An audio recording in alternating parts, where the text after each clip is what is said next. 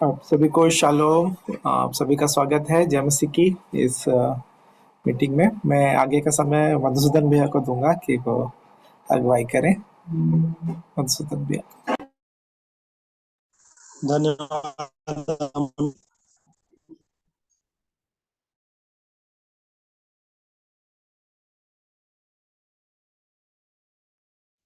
आप सबको शालोम, जय मसीह की।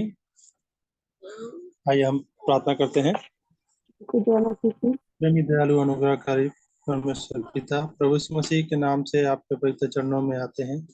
धन्यवाद करते हैं प्रभु जी, इस सुंदर दिन सुंदर समय के लिए प्रभु जी, कि हम आपकी संगति में प्रभु जी पुनः एक साथ प्रभु जी इकट्ठे होने पाए हैं। प्रभु जी आपका बहुत बहुत धन्यवाद प्रभु जी, कि आपने हम सबों को भला चंगा रखा है और अपनी उपस्थिति में प्रभु जी हमें बना के रखा है। प्रभु जी हर एक बातों के लिए प्रभु जी हम धन्यवाद करते हैं प्रभु जी, कि आपने अपनी भेद भरी बातों को प्रभु जी हम पर प्रकट किया है और आपने प्रभु जी ये योजना बनाई है कि हम उससे जाने प्रभु जी, और आपके दिशा निर्देश में प्रभु जी हम उस मार्ग में चल सके प्रभु जी, जो अनंत जीवन के भागी हो सके।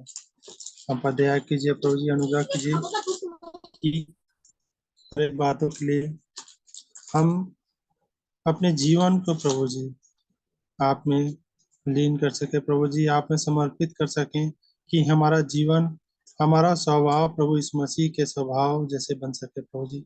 हम आपकी दीनता में प्रभु जी दिन प्रतिदिन प्रभु जी आगे बढ़ सके और सिद्ध बन सके प्रभु जी, ताकि हम अपने जीवन को प्रकाशित करते हुए अपने जीवन से प्रभु जी दूसरों को भी प्रकाशित कर सकें। क्योंकि आप कहते हैं प्रभु जी, यदि तुम मुझ में बने रहो और मेरा वचन तुम्हें बना रहे, तो जो चाहो मांगो वह तुम्हारे लिए हो जाएगा।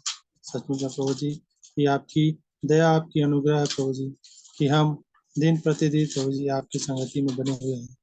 पुनः प्रभु जी इस संगति को, इसमें जुड़ने वाले सभी मसीह भाइयों और बहनों को प्रभु जी आपके पवित्र चरणों में रखते हुए इस छोटी सी विनती प्रार्थना को हमारे उद्धार करता प्रभु यीशु मसीह के नाम से हम मांग लेते हैं। सुने और ग्रहण करें। आमीन।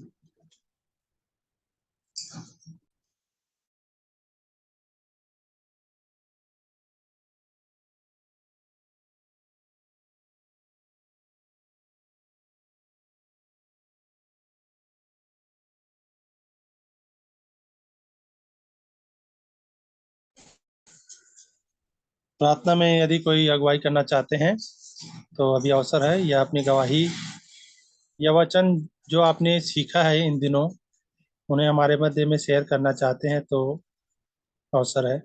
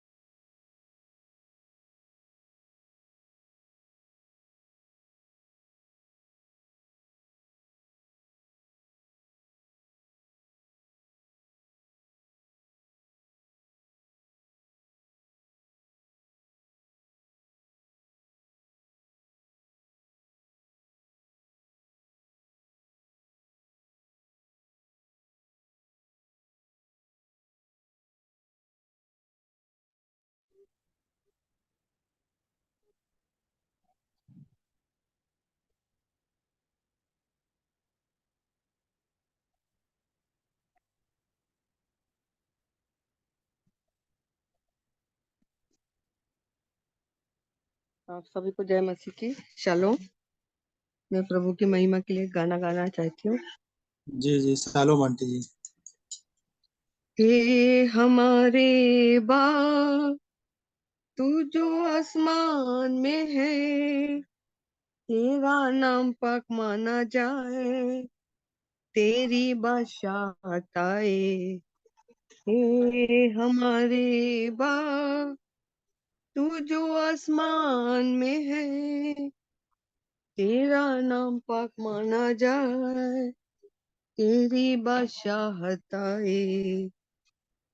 जैसी तेरी मर्जी आसमान में पूरी होती, जैसी तेरी मर्जी आसमान में पूरी होती, वैसे ही तेरी मर्जी जगत में पूरी हो जाए, वैसे ही तेरी मर्जी जगत में पूरी हो जा।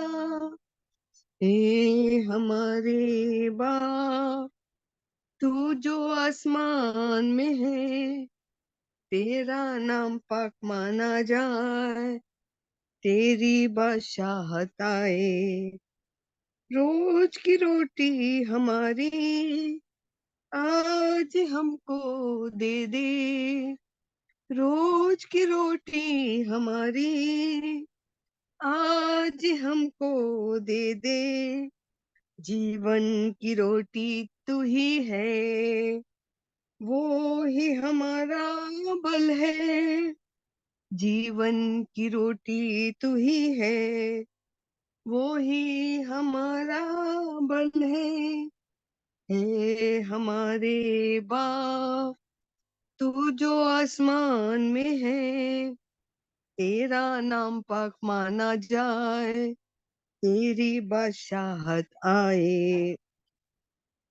जिस तरह हम अपने अपराधी को माफ करते, जिस तरह हम अपने अपराधी को माफ करते, उस तरह ही हमारे अपराध को माफ कर दे, उस तरह ही हमारे अपराध को माफ कर दे। हे हमारे बाप, तू जो आसमान में है, तेरा नाम पाक माना जाए, तेरी बादशाहत आए। हमें आजमाइशों में जाने तू ना दे, हमें आजमाइशों में जाने तू ना दे, बलि की बुराई से बचा के तेरी राह में चला, बल्कि बुराई से बचा कर तेरी राह में चला। आमीन। है हमारे बाप, तू जो आसमान में है, तेरा नाम पाक माना जाए, तेरी बादशाहत आए।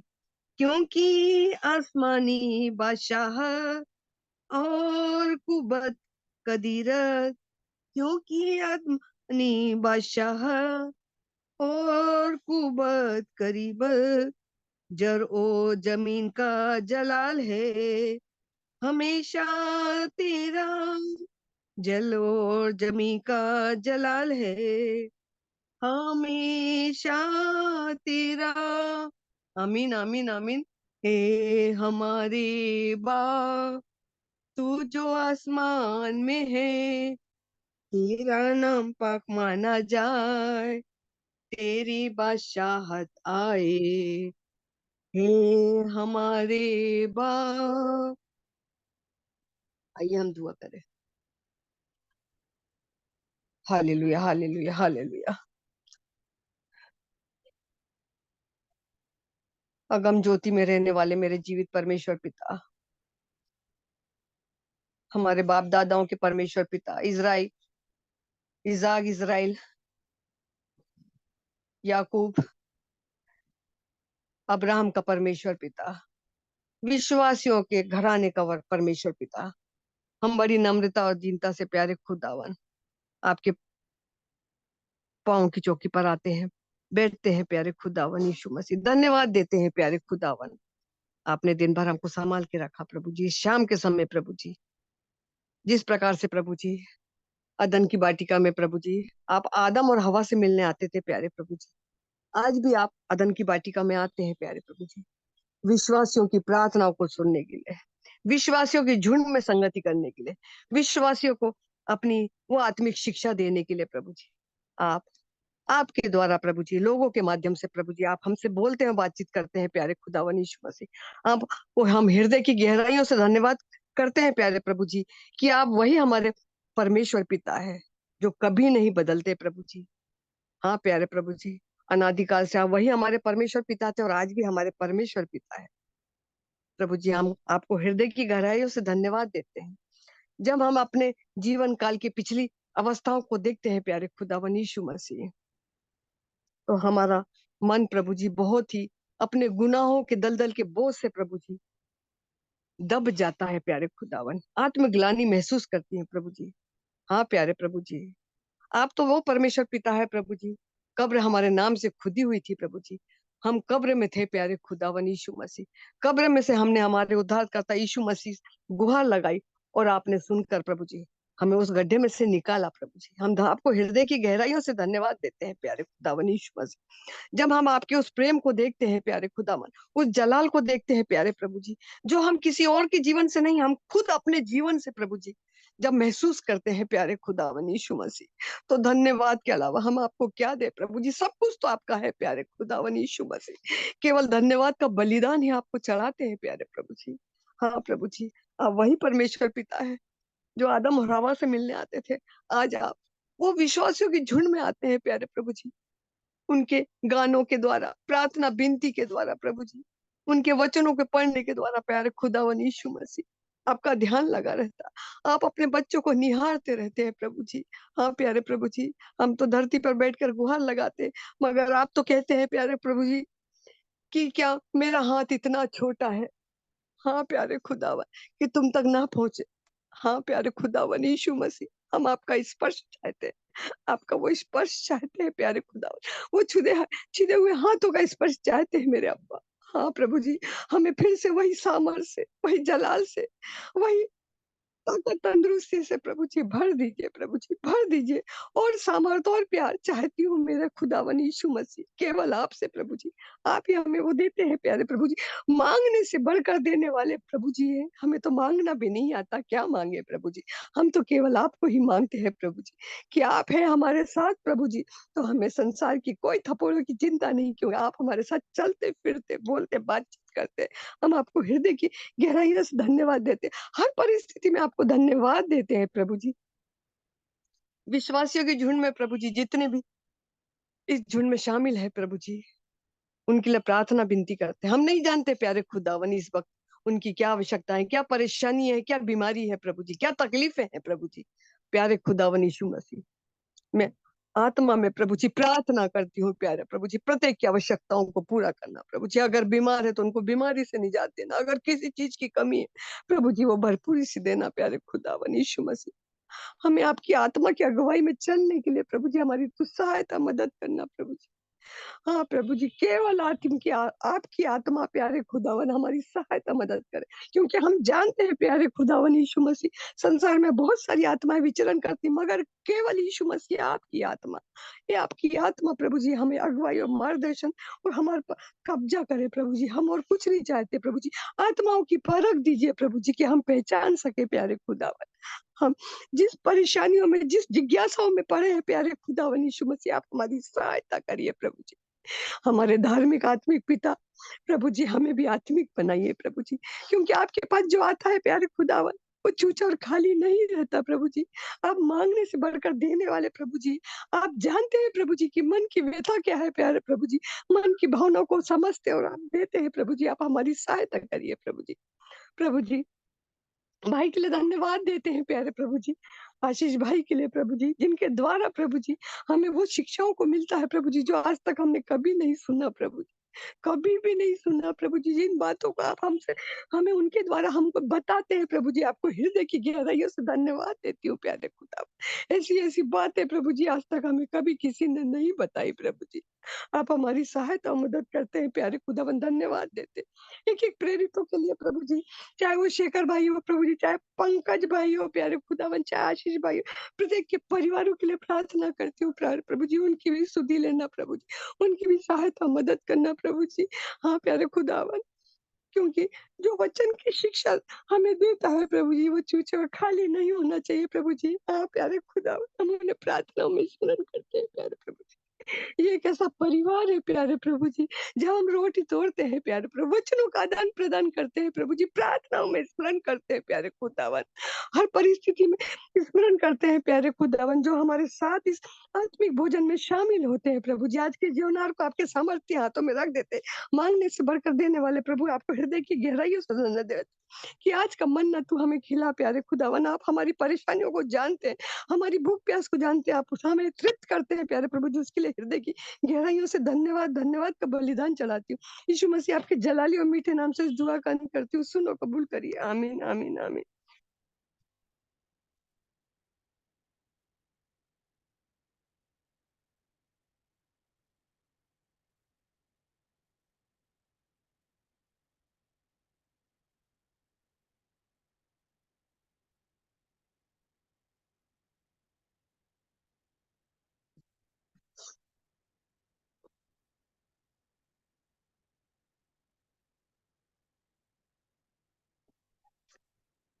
हालेलुया।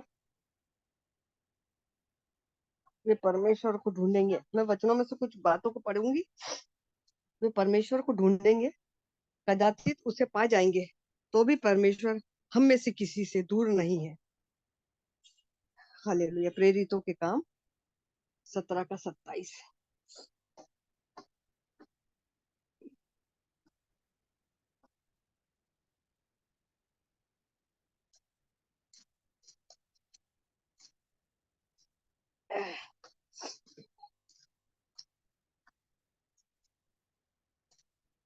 27।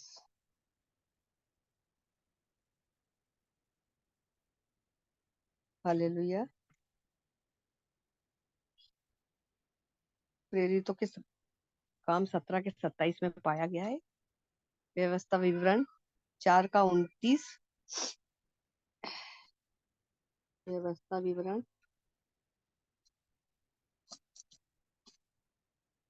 4 का 29। परंतु वहां भी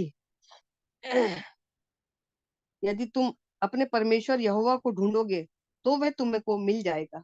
शर्त यह है कि तुम अपने पूरे मन से और अपने पूरे प्राण से उसे ढूंढो। हालेलुया। धन्यवाद देते हैं।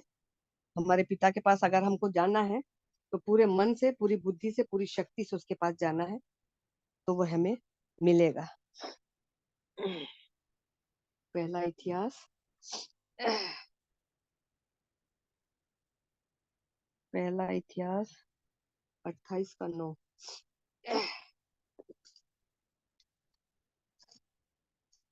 28 का 9।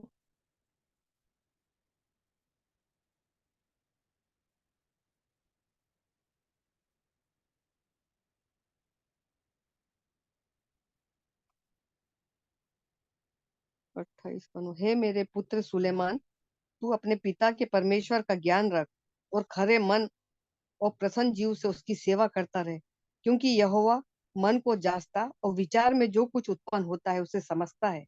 यदि तू उसकी खोज में रहे तो वह तुझको मिलेगा, और यदि तू उसको त्याग दे तो वो सदा के लिए तुझको छोड़ देगा। धन्यवाद देते हैं प्यारे खुदावन को इस वचन के द्वारा। नीति वचन 8 का 17 पढ़ूंगी। नीति वचन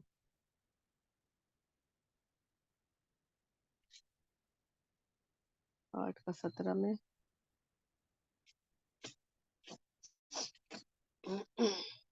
8 के 17 में, जो मुझसे प्रेम रखते हैं उससे मैं भी प्रेम रखती हूँ, और जो मुझको यत्न से तगड़े उठकर खोजते हैं वे मुझे पाते हैं। हाँ जियो, हमें भोर को जल्दी उठकर परमेश्वर से बोलना और बातचीत करना है।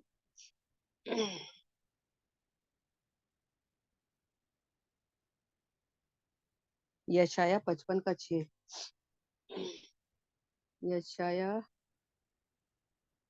55:6।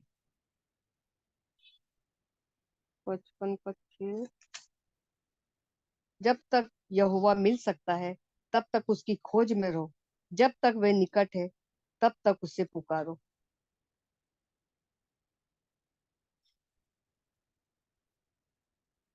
यिर्मयाह 29:13।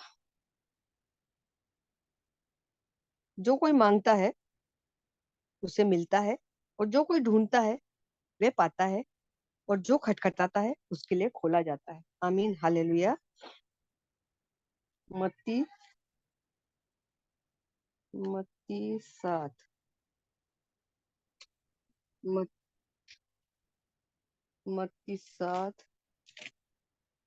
मत्ती 7:8। क्योंकि जो कोई मांगता है उसे मिलता है, और जो ढूंढता है वे पाता है, और जो खटखटाता है उसके लिए खोला जाएगा। धन्यवाद देती हूँ प्यारे खुदावन आज के इस वचन के लिए। प्रभु जी, वचन के पढ़े जाने और सुने जाने पर आप सभी को आशीष बरकत दे। धन्यवाद आंटी जी। आगे आप सबों को भी अवसर होगा, यदि कोई हमारे मध्य में वचन शेयर करना चाहते हैं या अपनी गवाही रखना चाहते हैं तो अभी अवसर है। उसके बाद हम वचन के भाग में जाएंगे।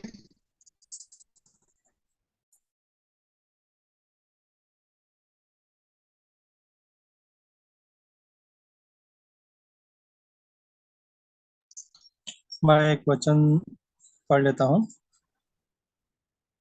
पहला कुरिन्थी 6:19 में है, क्या तुम नहीं जानते कि तुम्हारी देह पवित्र आत्मा का मंदिर है जो तुम में बसा हुआ है, और तुम्हें परमेश्वर की ओर से मिला है, और तुम अपने नहीं हो, क्योंकि दाम देकर मोल लिए गए हो। इसलिए अपनी देह के द्वारा परमेश्वर की महिमा करो। सचमुच में हमारा जो देह है पवित्र आत्मा का मंदिर है, और इस हमारी देह में प्रभु वास करते हैं, और हम अपने नहीं हैं, क्योंकि हमें दाम देकर मोल लिए गए हैं प्रभु यीशु के द्वारा। इसलिए हमें अपनी इस देह से परमेश्वर की महिमा करना चाहिए। और मैं तो कहता हूँ कि अवसर को बहुमूल्य समझकर जो भी हमने सीखा है हर एक को शेयर करना चाहिए, क्योंकि पवित्र आत्मा हमारी अगुवाई करता है। आप सबों को शालोम, धन्यवाद। आगे हम वचन के भाग में जाएंगे, और वचन के भाग के लिए मैं बेला आंटी जी को निवेदन करूंगा कि वचन के भाग में हमें अनुग्रहित करें। भैया आज शायद आशीष भाई आ सकते हैं। जी मैंने जी। फेसबुक में देखा था, आज की तारीख में उन्होंने लिखा था कि आज आएंगे, मीटिंग लेंगे। अच्छा अच्छा। मैंने जी देखा ठीक था है, उनके फेसबुक पे। आने तक। जी जी हाँ। जी जी, उनके आने तक सबको जय मसीह की। हम देख लेते जय हैं। मसीह की। जी हाँ। जी, जय मसीह। जय मसीह की सबको। जय मसीह। जय मसीह की आंटी जी। मैं जय कल बोल मसीह। रही थी कि आज मैं गवाही बताऊंगी करके। जी कल जी अंकल ने जी, बोले आप आज आप गाना गा दीजिए, कल आप वचन मतलब गवाही बताइए ऐसे करके। तो आज मेरा गवाही बोलने के लिए समय है। हेलो। जी हाँ। सिस्टर बोलिए बोलिए। जी जी जी जी। जी, बोलिए। ठीक है ब्रदर, मैं मेरा परिचय दे देती हूँ। मैं बचपन में आंध्र प्रदेश आंध्र प्रदेश की हूँ। बचपन से मैं वहीं पे पैदाइश मेरा वहीं का है। और वहीं पे मैं पली बड़ी और वहीं पे मेरा पढ़ाई लिखाई सब उधर ही हुआ। शादी होके मैं छत्तीसगढ़ आई हूँ। 91 में मैं छत्तीसगढ़ आई और उसके बाद से मैं इधर ही हूँ, छत्तीसगढ़ में ही हूँ। मेरा अ, मम्मी पापा आंध्रा में रहते हैं। पापा नहीं है बचपन से मेरे, और मम्मी है। हमको मम्मी ही पाली पोसी बड़ा करी, मेरे शादी करी। और मेरा ससुराल नंदनी आईवारा, KL नारायण से जानते हैं मेरे ससुर जी, हिंदू उसमें से हैं। बाद में उन्होंने धर्म प्रकाश अंकल और शेखर ब्रदर और डेविड अंकल और हरीश अंकल और पटेल अंकल, इनके द्वारा उन्होंने संगति में आए और उन्होंने बपतिस्मा लेकर के प्रभु में आया। उसके बाद उन्होंने अपना नाम चेंज किया रत्नम राजू करके। वो कोरबा सारे मीटिंग्स अटेंड करते थे। अभी फादर नहीं है, वो प्रभु के पास चले गए हैं 2014 में। और मम्मी है रत्नम आंटी से जानते हैं सब कोई, आप लोग में से कोई जानते होंगे। मेरी रत्नम नंदनी माइंस के हैं उनकी, और रत्नम ब्रदर की उनकी बहू हूँ मैं। उनके बेटे हैं रत्न प्रकाश जी, उनकी पत्नी हूँ। मेरा 2 बच्चे हैं, एक बेटा एक बेटी। बेटा बड़ा है 32 ईयर्स का है, बेटी दूसरी बेटी है 30 साल की है। और मैं बचपन से मैं क्रिश्चियन परिवार से हूँ, और बचपन से मैं बहुत गाना वगैरह गाती थी, चर्च आना जाना सब होता था मेरा जीवन में। पर आत्मा से प्रभु को जानना मैं नहीं जानती थी। सिर्फ रीति रिवाजों को मैं करती थी, और बाइबल भी पढ़ती थी, वचन भी सुनती थी, गाना भी गाती थी। पर आत्मा से प्रभु को मैं नहीं जानती थी। फिर यहाँ आने के बाद मम्मी ने मेरे को, जब मैं शादी होके यहाँ आई हूँ छत्तीसगढ़ में, मेरा हिंदी भी नहीं आता मेरे को उस टाइम। पढ़ते समय एक सब्जेक्ट था, पर उतना अच्छे से हिंदी बोलना हम लोग को आता नहीं, बोलना आता नहीं है, थोड़ा बहुत पढ़ लेती थी मैं। और यहाँ आने के बाद हिंदी 2-3 साल के बाद थोड़ा बहुत बोलना सीखी। उसके बाद फिर अभी थोड़ा बोल लेती हूँ, फिर भी हिंदी मेरा वीक है। आप लोग अगर कुछ भी गलती मेरा मुझसे अच्छे से नहीं बोल पाती हूँ तो आप समझ लीजिएगा। और 2017 में मेरा तबीयत बहुत खराब हो गया था। थायराइड, 4 साल से मैं थायराइड का दवाई खा रही हूँ, उससे पहले से ही। और थायराइड का दवाई मैं खा रही थी, थायराइड का दवाई चल रहा था रेगुलर। आपको हमेशा थायराइड का दवाई खाना है करके डॉक्टर बोले, और डॉक्टर के बोलने पर मैं दवाई चल रहा था, खा रही थी। उसके बाद फिर मेरा बहुत ज्यादा दवाई कोई असर नहीं कर रहा था। दवाई का बाद भी दवाई खा रही थी, उसके बावजूद भी मेरा तबीयत इतना ज्यादा खराब हो गया था कि मैं कुछ भी घर का काम भी नहीं कर पाती थी ठीक से। खाना खाने के बाद एक अजीब सा मेरा शरीर में सुस्तपना आ जाता था। ऐसे ही खाना खा के बिना हाथ धोए मैं सो जाती थी बैठे बैठे सोफा में। और मम्मी मेरी हाथ धुला के प्लेट वगैरह निकालती थी। मैं बहुत दुखी होती थी उस टाइम। मैं बोली मैं जवान बेटी हूँ और मेरी सेवा मम्मी कर रही है, ऐसा करके मैं दुखी होती थी बहुत। उसके बाद फिर मैं वचन सुनती थी टीवी में, और मम कभी कभी उपवास करना भी जानती हूँ। कभी कभी मम्मी लोगों को देख के मैं भी उपवास करती थी एक दिन का, और उपवास का मतलब भी मैं नहीं जानती थी उस टाइम। तो फिर टीवी में मैं वचन सुनती थी। और एक दिन तेलुगु में वचन आ रहा था, हम लोग तेलुगु है, तेलुगु लैंग्वेज बोलते हैं, और तेलुगु में वचन सुन रही थी। तो जॉय चेरियन करके वो सिस्टर वचन बता रही थी। उन्होंने बता रहे थे कि चंगाई के लिए, सबके लिए बता रही थी। रोज मैं वचन सुनती थी। उसके बाद एक दिन उन्होंने कहा, आप अगर आप अस्वस्थ है, आप तो उपवास के साथ आप प्रार्थना करिए, आप ठीक होंगे, ऐसे करके बोली। तो फिर मेरा थोड़ा सा उधर से मेरा मन, वो रोज मैं वो वचन को लगाती थी और सुनती थी। और मेरा मन में आया मैं उपवास रख के प्रार्थना करूंगी मैं अपने लिए, और फिर मैं चंगी हो जाऊंगी, ऐसे करके मेरा हृदय में आया। लेकिन वो उपवास मैं कब करूं, कैसे करूं, वो मेरे को पता नहीं है। लेकिन मैं मन में सोची थी उसी दिन कि मैं भी कभी उपवास रह के प्रार्थना करूंगी अपने लिए, ऐसे करके। और बहुत मेरा हाथ पैर गला बहुत सूज गया था। मैं पूरी बहुत सारा हेल्दी हो गई थी, और पैर बहुत सूज गया था, चल नहीं पाती थी। सूजन इतना रहता था मेरे पैर में, बहुत दिक्कत था मेरे को, घर का काम नहीं कर पाती थी। तो मैं ऐसी दुखी थी अपना जीवन से, वो बीमारी से। और उस टाइम उसी की कुछ ही दिन में, 2 महीने के बाद मम्मी आई, बोली कि बेटा तेलुगु, हम लोग हिंदी चर्च ही जाते थे शुरू से, क्योंकि उस टाइम तेलुगु चर्च कहीं भी नहीं रहता था। तो बाद में सब तेलुगु चर्च भी आने लगा है। तो तेलुगु चर्च है आईबारा में, तो वहाँ पर होसन्ना मंदिर करके है। तो मम्मी बोली अम्मा 31 दिसंबर को होसन्ना चर्च में 3 दिन उपवास मीटिंग है बेटा, जाएंगे कैसे करके। हम लोग कभी नहीं गए, पहली बार अम्मा जाती है, मैं कभी नहीं गई हूँ। हम लोग रायगढ़ में रहते थे। फिर मैं मेरे को बोली बेटा 3 दिन उपवास का प्रार्थना है, वहां पर जाएंगे कैसे करके। तो मैं मन में सोची, वो बात अम्मा को नहीं बताई हूँ कि मैं 3 दिन कभी उपवास रहूंगी करके।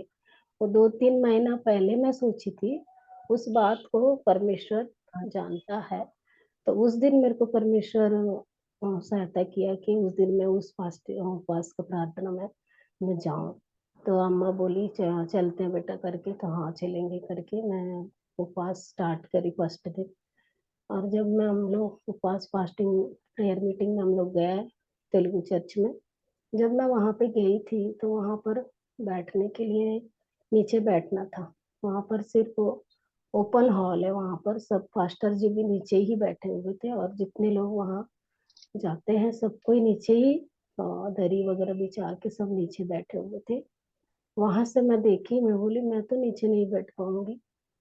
और मैं वहां से वापस आने के लिए सोची कि अम्मा मैं नीचे नहीं बैठ पाऊंगी, मेरा पैर इतना सूजन है और मैं नीचे बैठ ही नहीं पाऊंगी, इतना दर्द होता है। मैं ऊपर ही ठीक से बैठने के लिए तकलीफ होता था, मैं नीचे कैसे बैठ पाऊंगी करके मैं वहां से वापस आने के लिए सोच रही थी। अम्मा को मैं बोली अम्मा यहाँ से मैं वापस जा रही हूँ, चलो चलते हैं, मैं नहीं बैठ पाऊंगी यहाँ पर ऐसे करके। तो जबकि मैं फास्टिंग होके आई हूँ, कभी हमेशा तीनों टाइम खा के, हो सके तो 4 बार भी खा के रहने वाले। और मेरा लाइफ में हमेशा मैं ये सोचती थी, रात को मैं बिना खाए मेरे को नींद ही नहीं आता था, ऐसा मेरा विचार रहता था। लेकिन उस दिन मैं फास्टिंग रखूंगी करके गई हूँ, पर जब वहां पे गई थी तो वहां पर देखी तो मेरे को वहां से वापस आने के लिए मन लगा। पर अम्मा बोली कि बेटा नहीं यहाँ से मत जाना, अभी कैसे भी करके थोड़ा देर बैठ जाओ, उसके बाद पास्टर जी से कम प्रार्थना करवा लो, उसके बाद चले जाना। मैं बोली अभी कैसे प्रार्थना कराऊंगी, पास्टर जी थे वो तो मीटिंग में बैठ गए हैं, बीच में से वो थोड़ी आएंगे, प्रेयर खत्म होने के बाद लास्ट में प्रेयर करेंगी। शुरू में तो मैं जा ही नहीं सकती क्योंकि जब हम लोग गए थे तब तक मीटिंग स्टार्ट हो चुकी थी। अगर पहले जाते तो शुरू में प्रेयर करवा के मैं आ जाती। पर वहां से फिर हम लोग, मैं फिर प्रेयर करी मन में, प्रभु मेरा सहायता करना, मैं कैसे बैठूंगी यहाँ पर, मेरे पैर बहुत दुख रहा है, ऐसे करके धीरे से अंदर गई। फिर बैठी तो बहुत तकलीफ हो रहा था, मेरे को बैठ ही नहीं पा रही थी, दर्द इतना हो रहा था। फिर प्रार्थना स्टार्ट हुआ। फिर मैं वहां पे रोते रोते, सब लोग गाना गा रहे हैं और मैं वहां पर गाना नहीं गा रही थी, मैं मन में प्रार्थना कर रही थी, प्रभु तकलीफ को दूर करो, मैं बहुत दर्द है मेरे पैर में, मैं बैठ नहीं पाऊंगी, आ तो गई हूँ, बैठ तो गई हूँ, पर मेरा तकलीफ इतना है कि मैं कैसे बैठूंगी यहाँ पर करके। सब अपना अपना गाना गा रहे थे, 2-3 गाने के बाद वचन स्टार्ट होता है। मैं उस पूरा टाइम प्रार्थना ही कर रही थी, प्रभु मुझे चंगाई दो, मेरा पैर ठीक करो, मेरा दर्द ठीक करो, बस यही मेरा प्रार्थना थी वहां। फिर मैं प्रार्थना कर रही थी, उसके बाद अच्छे से बैठ पाई मैं प्रभु को, फिर मेरा दर्द थोड़ा कम हुआ। मैं बोली प्रभु कैसे मैं बैठ पा रही हूँ, मेरा दर्द भी कम हुआ, प्रभु मेरा सहायता कर रहे करके। फिर मैं बैठी थी प्रार्थना में, पूरा प्रेयर खत्म हुआ। फिर बाद में लास्ट में सुबह शाम दोनों टाइम प्रेयर लगता था वहां पर, सुबह शाम भी दोनों टाइम हम लोग प्रेयर अटेंड करते थे। फिर बाद में प्रेयर में करवा के आ गई, अच्छा लगा मेरे को, थोड़ा दर्द कम हुआ। ऐसे तीनों दिन मैं फास्टिंग के साथ पहली बार उपवास के साथ मैं प्रार्थना वहां पर अटेंड करी, और उपवास की प्रार्थना। और उसके बाद तीसरा दिन तक मेरा पैर का पूरा सूजन चला गया, पूरा दर्द चला गया, और पूरा ठीक हो गई मैं। मेरे को इतना हल्का लग रहा था मेरा शरीर, मेरे को खुद को। और शैतान वहां तक मेरा साथ, वो मेरे को सता रहा था कि प्रेयर के हॉल तक जाके भी वहां से मुझको वापस आने के लिए शैतान ने चाहा।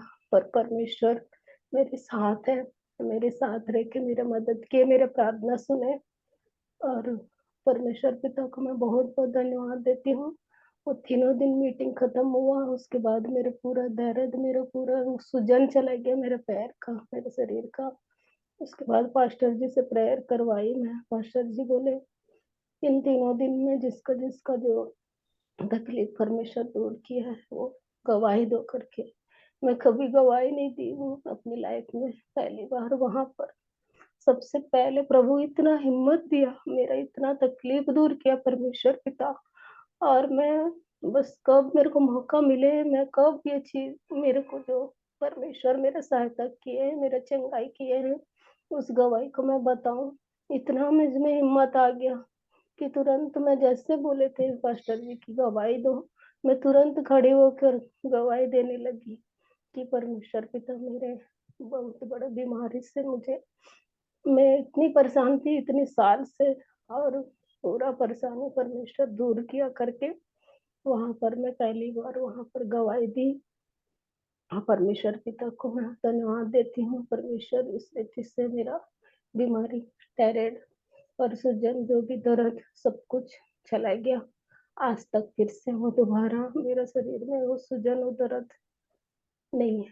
परमेश्वर पिता को मैं धन्यवाद देती हूँ, उनको लाखों लाख धन्यवाद देती हूँ। परमेश्वर अपने किए हुए उपकार को कभी ना भूलना, और उनकी महिमा के लिए मैं ये गवाही आप सबके बीच में बांटना चाह रही थी। सबको धन्यवाद और थैंक यू ये समय मुझको देने के लिए। और भी मेरे पास गवाही है, मैं जब भी समय मिलता है मैं आप लोगों को और भी मेरे गवाही परमेश्वर जो मेरे जीवन में किया है सारे गवाही को आप लोगों के बीच में मैं बांटना चाहती हूँ। सबको धन्यवाद और थैंक यू बोलना चाहती हूँ। परमेश्वर पिता को धन्यवाद, वो बड़े मैं बैठू।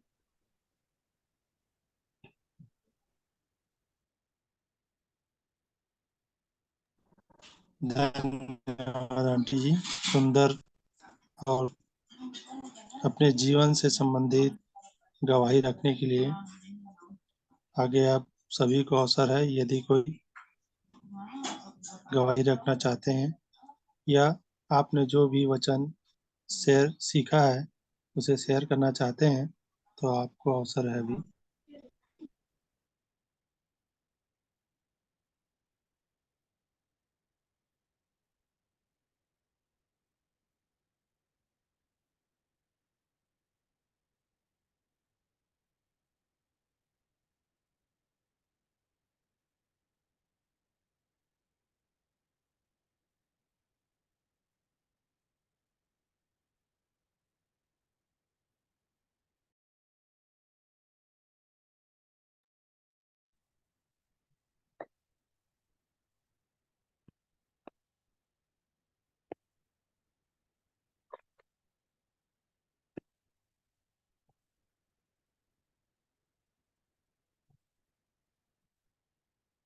आप सबको शालोम।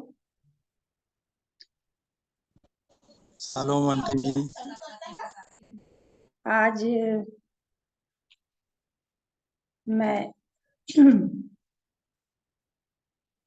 नीति वचन जो पहले पढ़ चुकी थी, मतलब रोज पढ़ती हूँ, पर ये है 23 तारीख के दिन, 23 तारीख की बात है जब मैं पढ़ी थी।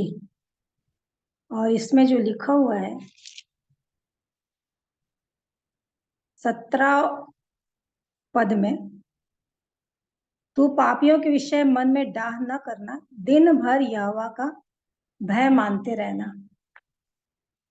तो इस बात को आज के दिन में फिर से प्रभु मुझको ये स्मरण दिला करके जब मैं अपना रूटीन काम सुबह के समय जो करती हूँ वो सब कर रही थी, तो उसके बाद मतलब उठने के बाद तो वो प्रभु का धन्यवाद करती हूँ। वो कहीं भी रहो वो बात करते हैं, और मुझे अच्छा लगता है कि चाहे कुछ भी काम करते रहूं, चाहे मुंह धोते रहूं, कुछ भी करते रहूं, प्रभु अपने वचन से निरंतर बात करते रहते हैं। और यही मेरे को सबसे ज्यादा अच्छा लगता है कि उपस्थिति का एहसास पूरे समय बना रहता है। तो यहाँ पर जो लिखा है, दिन भर यहोवा का भय मानते रहना, और उसमें 2-3 ही वचन मुझको उस समय मिले थे, लेकिन प्रभु का धन्यवाद करती हूँ कि आज के दिन में तो जब मिला तो मैंने इसको लिखा, क्योंकि जब प्रभु बताते रहते हैं तो उसको लिख लेना ज्यादा अच्छा है, फिर वो और भी आगे के समय में मेरे को सहायता करते रहते हैं। तो दिन भर तू क्या करती है करके परमेश्वर अपने वचन से बताना शुरू किए। दिन भर यहोवा का भय मानते रहना। दिन भर मान लेना छोड़ देना ऐसा नहीं था, दिन भर यहोवा का भय मानते रहना। और हम लोग इस बात को भी जानते हैं, यहोवा का भय मानना नीति वचन में लिखा हुआ है कि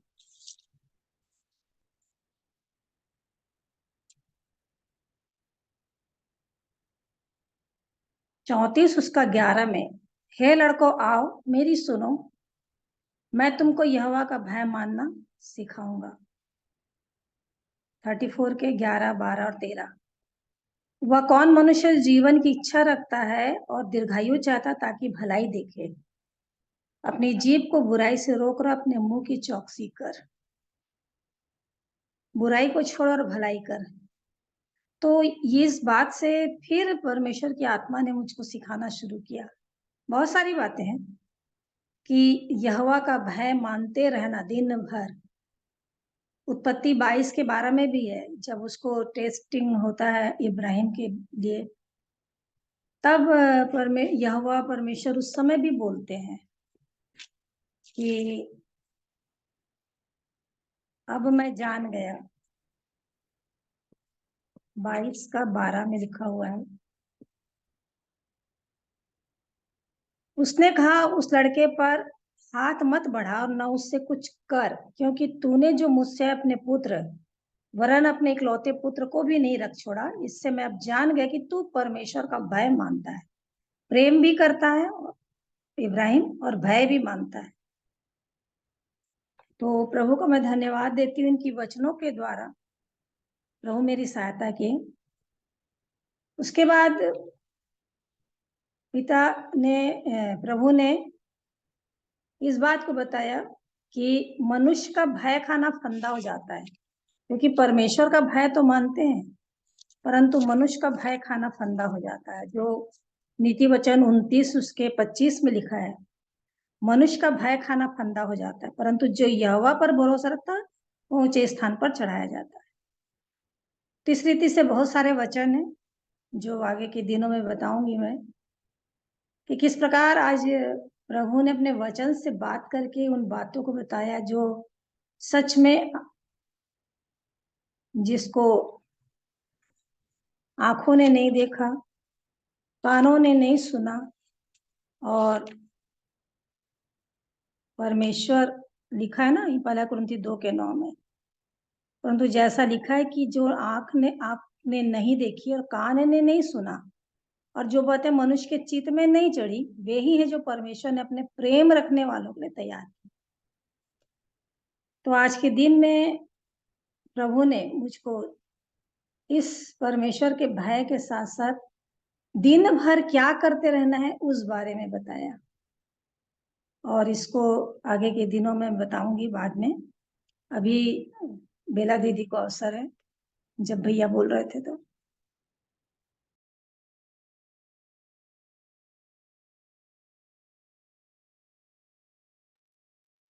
बहन कंटिन्यू करो। तो कंटिन्यू इसी करो। को अच्छा, तो इसी को बताया कि मनुष्य का भय, मतलब कोई व्यक्ति किसी बात से डरा देता है, कुछ भी, चाहे हमारा मेडिकल ग्राउंड में कुछ हो, अरे इससे तो ऐसा हो जाता है वैसा हो जाता है, फिर गूगल में, फिर और कहीं जा करके फिर पूछना पाछना, ऐसा करते हुए मनुष्य का भय आ जाता है। और मनुष्य के भय के कारण से एक अंदर फंदा जैसे लगता है, अब कहाँ जाए क्या करे, वो अपनी समझ का सहारा मनुष्य लेने लगता है। परंतु जो परमेश्वर से प्रेम रखते हैं और जो परमेश्वर पर विश्वास रखते हैं, उनके लिए सच में सारी बातें भलाई उत्पन्न करती हैं। तो ये भय को प्रभु मेरे पास सिखा रहे थे कि मेरा भय मान, मेरा भय तो पवित्र है ना, भजन संहिता 19 में भी लिखा है कि उसका भय पवित्र है। तो वो भय, ऐसा नहीं कि डरना है, डर के रहना उससे, ये भय नहीं, परंतु वो भय जो पवित्र है, जो पवित्रता लाता है अंदर। तो इस भय से मुझको आगे बढ़ना है। जैसे कि दूसरा कुरंथी, प्रभु का धन्यवाद हो, मैं बिल्कुल सोची भी नहीं थी, अभी जस्ट अभी पवित्र आत्मा सिखा बता रहे हैं, ये बात मैं नहीं लिखी हूँ परंतु अब भी जस्ट बता रहे हैं। दूसरा कुरंथी 7 का पहला, सो हे प्यारो, जबकि ये प्रतिज्ञाएं हमें मिली हैं, मतलब उसके पहले जो है 6 के 14 से लेकर 18 तक की बातें। सो हे प्यारो, जबकि ये प्रतिज्ञाएं हमें मिली हैं, तो आओ हम अपने आप को शरीर और आत्मा की सब मलिनता से शुद्ध करें और परमेश्वर का भय रखते हुए पवित्रता को सिद्ध करें। तो वाकई में ये परमेश्वर का भय जब आएगा ना, तभी पवित्रता जीवन में आएगी। यदि मैं कुछ कर रही हूँ, कुछ भी, चाहे देख रही हूँ, चाहे सोच रही हूँ, या मन में कुछ बातें आ रही हैं, तो उसका भय रहेगा, तभी मैं उस पवित्रता के जीवन में आगे बढ़ूंगी। शरीर और आत्मा दोनों की मलिनता से शुद्ध होते जाऊंगी और इस प्रकार से मैं आगे बढ़ते जाऊंगी परमेश्वर के भय को समझते हुए। क्योंकि सबोपदेशक उसका 12 लास्ट वाला जो है, वहां पे लिखा हुआ है, हम लोग सब जानते हैं, उसका लिखा है 12 का 13, यह सब कुछ सुना गया, अंत की बात यह है कि परमेश्वर का भय मान। सब कुछ सच बात है, ये सब कुछ जीवन में है। और यदि मेरे अंदर परमेश्वर का भय ही नहीं है, तो भजन संहिता 50 है, भजन संहिता 55 है, सारी बातें लिखी हुई हैं कि उनमें कोई परिवर्तन नहीं है, परमेश्वर का भय है ही नहीं, उनको किसी बात का डर नहीं है। आओ, सब उपदेशक में लिखा है, कल को किसने देखा है, कल तो मर ही जाना है, इसलिए आओ खाए, अपना आनंद के साथ जीवन आज ही बिता लें। कई लोग इसी प्रकार से जीवन में, अरे कल को कौन देखा है, स्वर्ग कहाँ है, नरक कहाँ है, ये सब बेकार की बातें, ऐसा बोलते रहते हैं। लेकिन हम लोग को पता है, जिसने हमारे जीवन को बचाया है, जिसने मुझे उद्धार दिया है, जिसने शांति दी, जिसने आनंद दिया, तो उसके वचन के द्वारा जब मैंने जीवन पाया, तो वचन ये सत्य ही है। तो ये बता रहे हैं कि परमेश्वर के वचन की सब कुछ सुना गया, सब ये वचन की सारी बातें सुनी गई हैं, परंतु परमेश्वर का भय यदि है, अंत की बात, तो उसकी आज्ञा का पालन करना है, और ये मनुष्य का संपूर्ण कर्तव्य है। और क्यों? क्योंकि परमेश्वर सब कामों का, सब गुप्त बातों का, चाहे वे भली हो या बुरी, न्याय करेगा। एक दिन न्याय होने वाला है।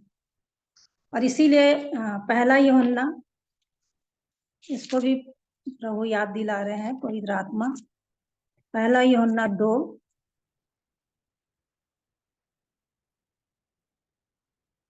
उसका 28 पद, निदान हे बालकों उसमें बने रहो कि जब वह प्रकट हो तो हमें हिया हो और हम उसके आने पर उसके सामने लज्जित ना हो।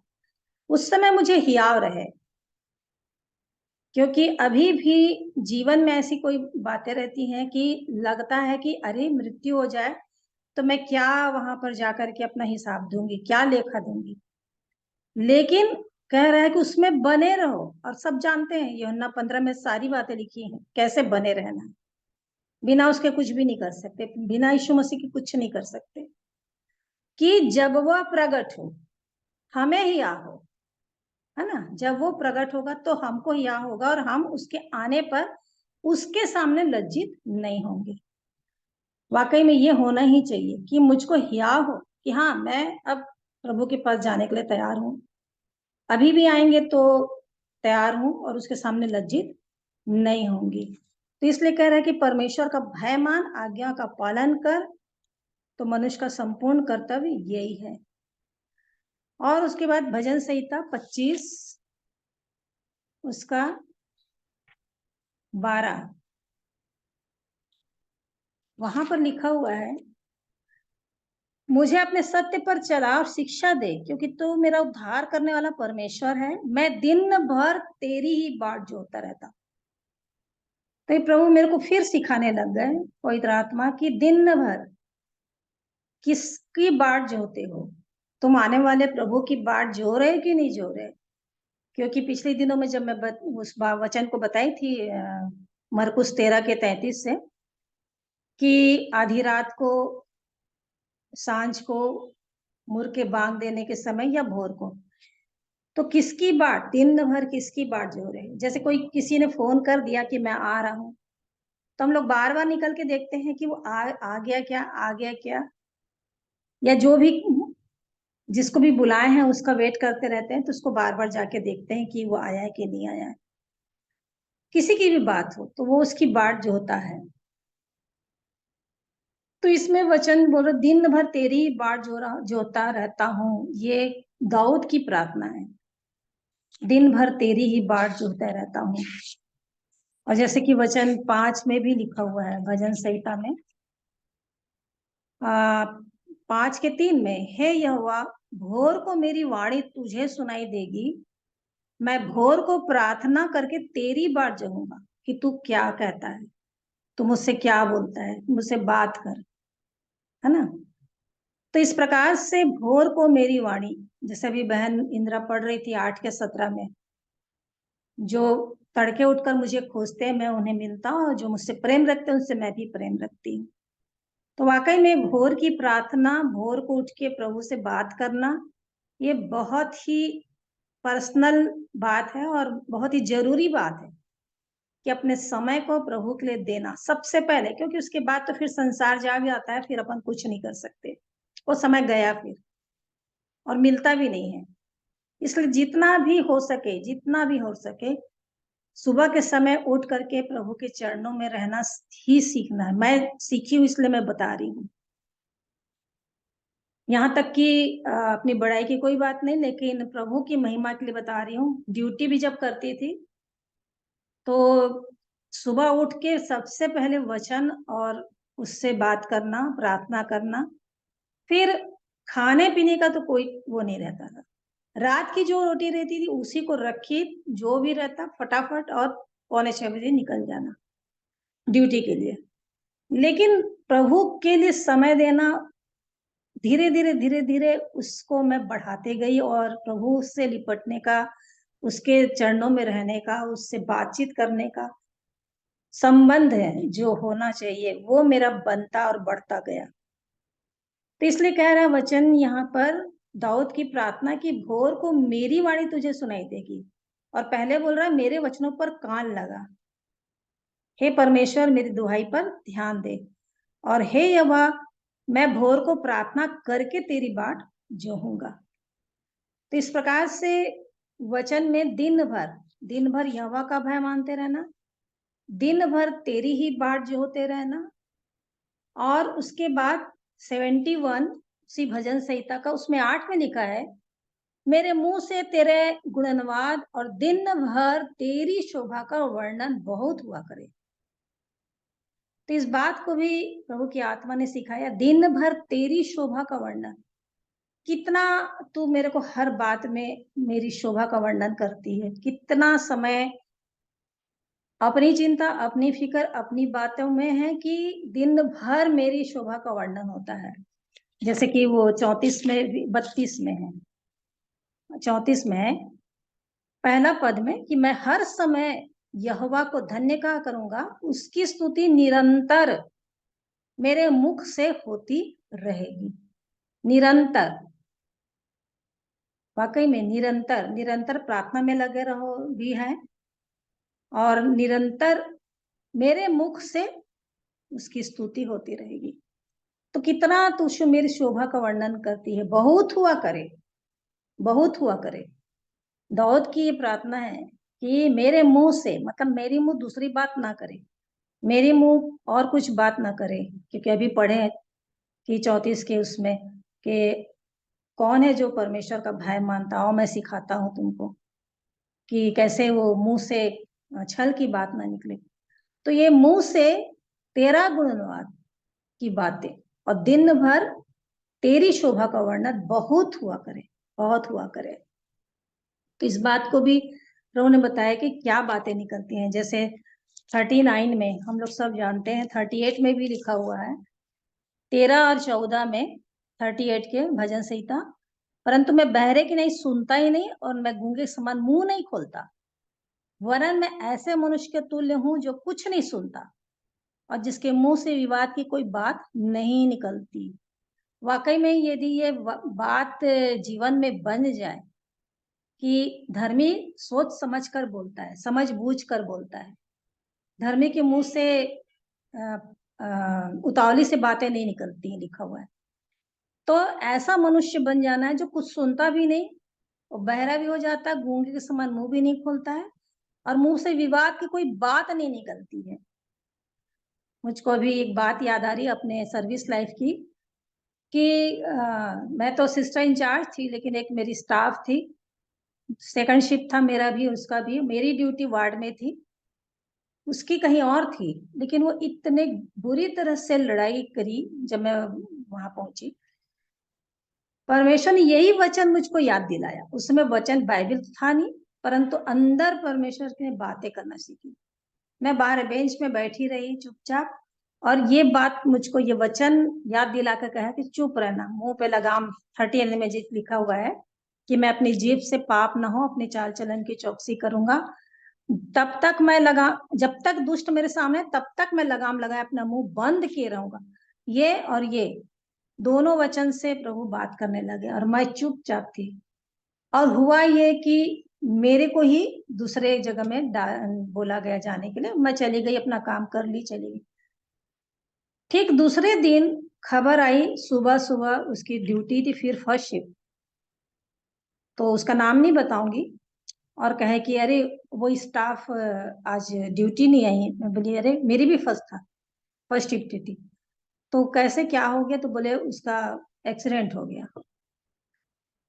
तो प्रभु अपने लोगों की रक्षा, अपने लोगों को हियाव, अपने लोगों को बचाता है, अपने लोगों की सहायता करते। इस प्रकार से वचन में यदि बने रहूंगी तो मेरी सहायता करेंगी।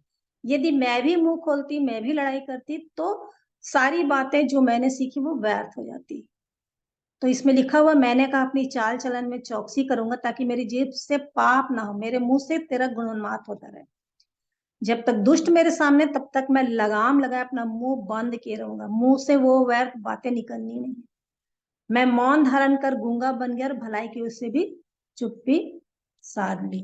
तो इस प्रकार से परमेश्वर अपने वचन से मुझको सिखाते रहे। और उसी प्रकार से 51 का लिखा हुआ उसके 15 में, हे प्रभु मेरा मुंह खोल दे, तब मैं तेरा गुणवाद कर सकूंगा। मुंह खोल दे। आज सच में मेरा मुंह खुला हुआ है उसकी महिमा करने के लिए, क्योंकि मैं जानती हूँ कि उसने मेरे जीवन में क्या क्या उपकार नहीं किए हैं। 2-3 बार मृत्यु से बचाया है, मेरी तकलीफों बीमारियों से उसने मेरी रक्षा करके सहायता की, मुझको जीवित रखा है, सबसे बड़ा कि उद्धार दिया है, सबसे बड़ी बात कि वचन दिया, सबसे बड़ी बात उससे भी कि वो प्रतिदिन मेरे से बात करते, मेरे साथ आते हैं, तो मिलते हैं, और मैं और उनकी संगति से प्रसन्न रहती हूँ, वो मेरी संगति से प्रसन्न, मुझको सिखाते हैं। कि सब बातों के लिए मेरा मुंह खोल दिया है परमेश्वर ने, और मैं उसका गुणवाद करती, मैं भूल ही नहीं सकती कभी भी जिंदगी में। और उसके बाद वहीं पर 71 में 24 में भी लिखा हुआ है, और मैं तेरे धर्म की चर्चा दिन भर करता रहूंगा। एक बात और, दिन भर तेरे धर्म की चर्चा, तेरे धार्मिकता की बातें, तेरी बातें। क्यों? क्योंकि जो मेरी हानि का अभिलाषी थे उनकी आशा टूट गई है और उनके मुंह काले हो गए। वाकई में लिखा है ना 41 में कि कहते हैं कि पढ़ लेती हूँ उसको मैं 41 में 7 से, मेरे सब बैरी मिलकर मेरे विरुद्ध कानाफूसी करते हैं, वे मेरे विरुद्ध होकर मेरी हानि कल्पना करते हैं। वे कहते हैं कि इसे तो कोई बुरा रोग लग गया है, अब जो यह पड़ा तो फिर कभी नहीं उठने का। 10 में, परंतु हे यहोवा तू मुझ पर अनुग्रह करके मुझको उठा ले कि मैं उनको बदला दूं। और इसके बाद 11 में कि मेरा शत्रु जो मुझ पर जयवंत नहीं हो पाता, इससे मैंने जान लिया कि तू मुझसे प्रसन्न है। वो सिखाता है कि कैसे शत्रु पर जय पाना है। तो इसलिए कह रहा है कि मैं तेरे धर्म की चर्चा दिन भर करता रहूंगा, और जो मेरी हानि के अभिलाषी रहते हैं उनकी आशा टूट जाती है। क्यों? परमेश्वर ही उनसे ले लेते हैं बदला और मुंह उनके काले हो जाते हैं। तो इस प्रकार से प्रभु अपने वचन से मुझको सिखाते चले गए। जैसे भजन संहिता 55 उसका 19 से भी लिखा हुआ है, ईश्वर जो आदि से विराजमान है यह सुनकर उनको उत्तर देगा, ये वे हैं जिनमें कोई परिवर्तन नहीं और उन्हें परमेश्वर का भय है ही नहीं। और बहुत सारी बातें उनके विषय में लिखी हैं कि अब उसने अपने मेल रखने वालों पर भी हाथ छोड़ा है, उसने अपनी वाचा को तोड़ दिया। उसके मुंह की बातें तो मक्खन सी चिकनी थी, परंतु उनके मन में लड़ाई की बातें थी। उनके वचन तेल से अधिक नरम तो थे, परंतु नंगी तलवारें थी। तो इस प्रकार से परमेश्वर अपने वचन के द्वारा बताते हैं। और इस यहाँ पर 50 में भी 22 भजन संहिता 50 का 22 में भी लिखा है। 22 क्या, उसके पहले से पूरी बातें लिखी हैं कि किस प्रकार से दुष्ट 16 पद से है कि दुष्ट के विषय में परमेश्वर क्या बोलता है। मतलब कई लोग हैं जो परमेश्वर के वचन को बहुत अच्छी रीति से बताते हैं, जानते हैं, परंतु प्रभु का धन्यवाद हो, मैं उन वचनों को बताती हूँ जो मेरे जीवन में एक्सपीरियंस करती हूँ, सीखती हूँ, जो मैं अपने जीवन में लागू कर लेती, क्योंकि मैं बोल ही नहीं सकती उन वचनों को कि मैं उपदेश दे दूं और खुद ना करूं। तो इसलिए प्रभु मेरे को पहले सिखाते हैं और मैं फिर लिखती हूँ और फिर उसके बाद उन बातों को बताती हूँ। तो इस प्रकार से कई लोग हैं जो इस प्रकार का काम करते हैं, जो 16 से 50 के 16 से लिखा हुआ है कि विधियों को वर्णन करने से क्या काम, कई लोग करते रहते हैं, कई लोग, और ऐसे से काम करते हैं कि सोच भी नहीं सकते। मेरी वाचा की चर्चा क्यों करता है? तूने तो शिक्षा से बैर किया, वचनों को तुच्छ जानता है, चोर की संगति से प्रसन्न होता है, पर स्त्रियों के साथ भागी होता है, मुंह को बुराई करने के लिए खोलता है, जीभ छल की बातें गढ़ती है, बैठा अपने भाई के विरुद्ध बोलता है, सगे भाई की चुगली करता है।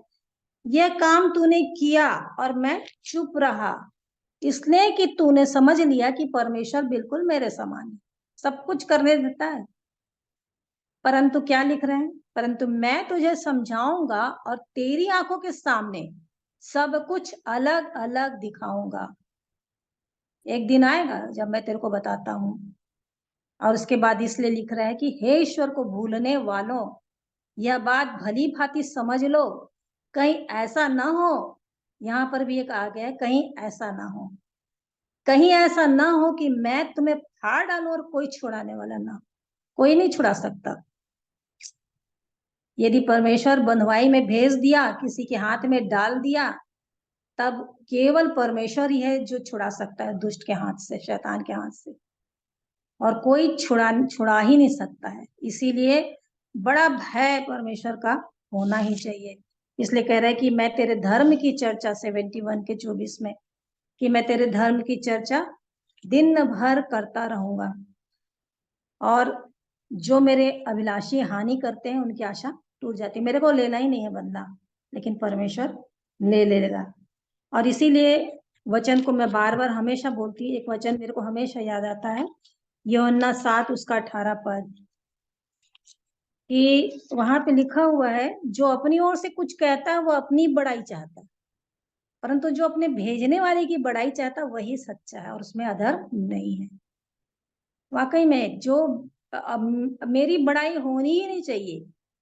एक वचन फिर याद आ रहा है, गलातियों 1 उसका 22 से पढ़ती हूँ मैं। परंतु यहूदिया की कलीसियाओं ने जो मसीह में थी, मेरा मुंह तो कभी नहीं देखा था।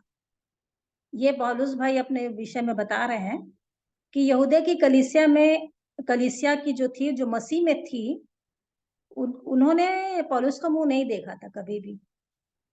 जैसे आज भी हम लोग जो जुड़े हैं, हम लोग नाम से देख रहे हैं एक दूसरे को, परंतु चेहरा नहीं देखे हैं।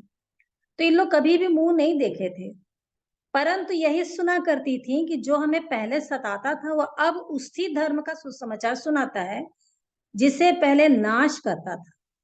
और ये 24 पद, और मेरे विषय में परमेश्वर की महिमा करती थी। ये लोग ना देखे थे, न जानते, न कुछ नहीं थे, परंतु बस सुने थे कि वो जो पहले सता रहा था अब धर्म का सुसमाचार सुना रहा है, जो पहले नाश करता था अब उनको बचा रहा है। तो ये मेरे विषय में, मतलब भाई पौलुस बोल रहे हैं कि मेरे विषय में परमेश्वर की महिमा, ये मेरे भी जीवन में होना ही चाहिए। मेरा नहीं, मेरा कभी भी नहीं कि कोई मेरे लिए कोई कहे, क्योंकि जो काम किया है परमेश्वर ने, प्रभु यीशु मसीह ने, वो उसने किया है। अब मैं तो कुछ भी नहीं कर सकती थी। तो भाई पौलुस अपने लिए बोल रहे हैं कि मेरे विषय में परमेश्वर की महिमा करती थी। ये गवाही होनी चाहिए कि मेरे विषय में परमेश्वर की महिमा होनी। इसीलिए यूहन्ना के 7 के 18 में है कि अपनी ओर से कुछ कहता है वो अपनी बड़ाई चाहता है। यदि कोई अपनी बातें रखता रहेगा, अपनी बातें, वचन की बातें नहीं रखेगा और बताता रहेगा कि ये हुआ, वैसा है, ये है, मैंने ये किया, मैंने प्रार्थना की, वो की, कोई मतलब नहीं। यहाँ तक कि इसलिए दान के विषय में, सबके विषय में लिखा कि तेरा दान गुप्त रहे, कोई जाने मत, राइट हैंड तेरा, बाएं हाथ जाने मत। वो अपनी बड़ाई चाहता है, तो मैं अपना अपना बड़ाई हम लोग को चाहना ही नहीं है, घमंड हमको करना ही नहीं है। परंतु जो अपने भेजने वाले की बड़ाई चाहता है वही सच्चा है। सच में हमको हर हाल में, चाहे हमारी कोई भी परिस्थिति रहे, भेजने वाले की बड़ाई चाहता वही सच्चा है। उसी की बड़ाई होती रहे, उसी की महिमा, उसी का गुणगान, उसी की चर्चा, उसी की बातें, उसी का सब कुछ, स्तुति महिमा सब उसके लिए होती चाहिए। तब अपनी बातें अपनी एक साइड हो जाती है, कुछ भी याद नहीं रहता है उस महान प्रभु के सामने, उसके बलिदान के सामने। फिर अपना दुख, अपनी बातें कुछ भी याद नहीं रहती है। फिर लगता है कि अरे प्रभु हमारे लिए इतना किया, तो हम लोग छोटा सा नहीं कर सकते, दुख नहीं सह सकते। और इसीलिए भजन 119, उसको भी मैं पढ़ना चाहूंगी, आखिरी है 119 का 97 है। ये भी आज ही मुझको मिला, भजन संहिता 119 का 97। आहा, मैं तेरी व्यवस्था में कैसी प्रीति रखता हूँ, दिन भर मेरा ध्यान उसी पर लगा रहता है। इस बात के लिए भी प्रभु का धन्यवाद कि दिन भर मेरा ध्यान उसी पर लगा रहता है। इब्रानी में भी लिखा है कि तुम्हारा ध्यान उसी की ओर लगा रहे। वहां पर इसको भी पढ़ लेती हूँ मैं, इब्रानी 3 है। सो हे पवित्र भाइयों, तुम जो स्वर्गीय बुलाहट में भागी हो, उस प्रेरित और महायाजक यीशु पर, जिसे हम अंगीकार करते हैं, ध्यान करो। बस मेरा ध्यान उस यीशु पर होना चाहिए, मेरे प्रभु पर। और यहाँ लिखा, तेरी व्यवस्था से कैसी प्रीति रखता हूँ। यदि मेरे को ये वचन से ही प्यार रहेगा तभी तो मेरा ध्यान इसमें लगा रहेगा। यदि वचन में ही मैं समय नहीं दूंगी, 2 लाइन पढ़ी और चली, तो फिर क्या मतलब। लेकिन मेरे को जब इससे प्रेम होगा तभी मैं उन बातों को कर सकूंगी जो प्रभु चाहते हैं। और दिन भर मेरा ध्यान उसी पर लगा रहता है। दाऊद का ये राजा होने के बावजूद, इतनी सेना, लड़ाई, ये सब होने के बाद भी वो अपने मन को उस प्रभु की ओर, उसके प्रेम में लिपट करके रह करके ध्यान लगाए रखता था। तो मेरे को आज के दिन में प्रभु ने इन्हीं बातों को सिखाया है कि दिन भर भय, दिन भर उसकी बाट जोना, दिन भर धर्म की चर्चा, दिन भर गुणनवाद, दिन भर उसकी स्तुति, दिन भर उसके वचन पर ध्यान। मतलब उसमें क्या होगा कि दुष्टता की बातें और व्यर्थ बातें दूर ही रहेंगी। और जैसे कि भजन संहिता 1 में भी लिखा हुआ है कि क्या ही धन्य वह पुरुष जो दुष्टों की युक्ति पर नहीं चलता, ना पापियों के मार्ग में खड़ा होता, और न ठट्ठा करने वालों की मंडली में बैठता है, परंतु वह तो यहोवा की व्यवस्था से प्रसन्न रहता और उसकी व्यवस्था पर रात दिन ध्यान करता रहता है। यहोशू 1:8 हम लोग सब जानते हैं। तो इसीलिए इस बात को बता रहा है कि यहोवा की व्यवस्था से प्रसन्न, यहोवा की व्यवस्था से प्रीति, यहाँ पे लिखा है।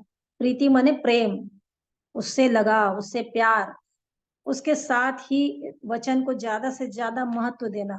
इस बात को मैंने अपने जीवन में सीखा है, वचन को महत्व देना, क्योंकि वचन ही परमेश्वर है। इसलिए ये वचन को जितना ज्यादा मैं पढ़ूंगी, सीखूंगी, ये मेरे को वैसा ही बनाता जाएगा जैसा प्रभु चाहते हैं, है ना। क्योंकि लिखा हुआ कि जिस मार्ग में वो ले जाना चाहता है उसमें वो सहायता करेगा, और उसी की व्यवस्था पर रात दिन ध्यान करता रहता है। तो प्रभु का धन्यवाद हो कि आज के दिन में मैंने इसको लिखा है 11 तारीख के लिए, दिन भर क्या करना है, दिन भर क्या करना। और ये मेरे लिए बहुत अच्छा है कि मैं इसको रोज अपने जीवन में मनन करके चलूं। सुबह उठते ही मेरा मन, मेरा ध्यान, मेरा सब कुछ किसकी ओर है, उस प्रभु की ओर, इस वचन की ओर, प्रार्थना में, सब सारी बातों में, जिससे मैं प्रभु का ही गुणगान करूं और उसके ही धर्म की चर्चा करूं, उसके ही बाट जो हूं उसके लिए ही अपने जीवन को समर्पित करके चलूं। प्रभु मेरी सहायता और आप सबकी भी सहायता करें। आइए मैं प्रार्थना कर लेती हूँ।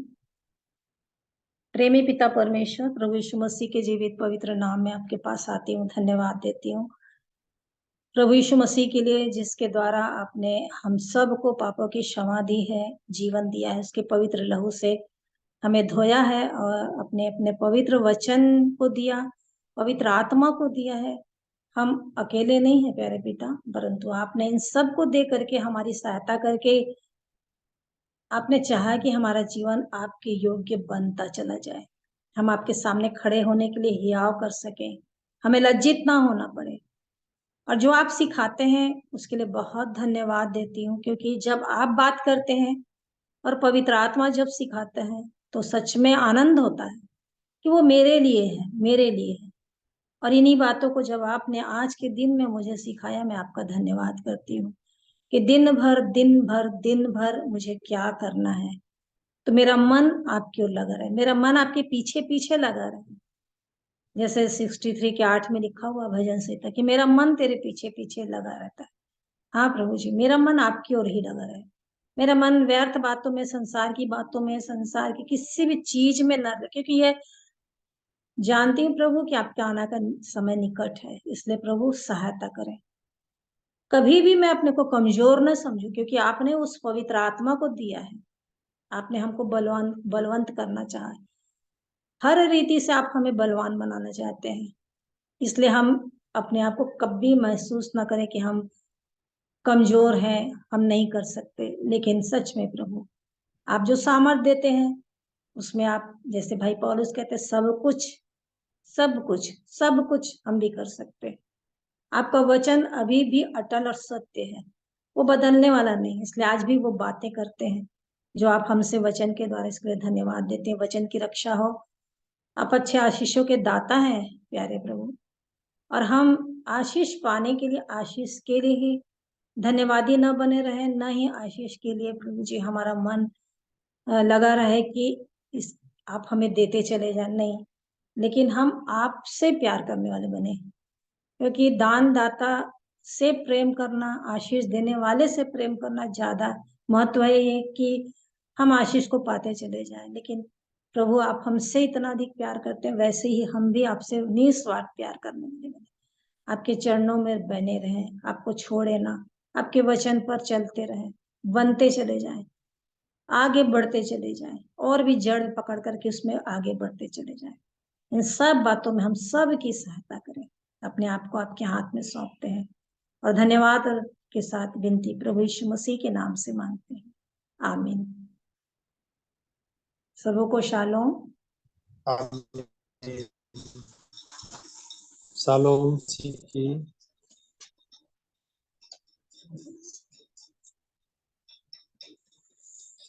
धन्यवाद आंटी जी, आज के जीवित और प्रबलकारी वचन हमारे मध्य में शेयर करने के लिए।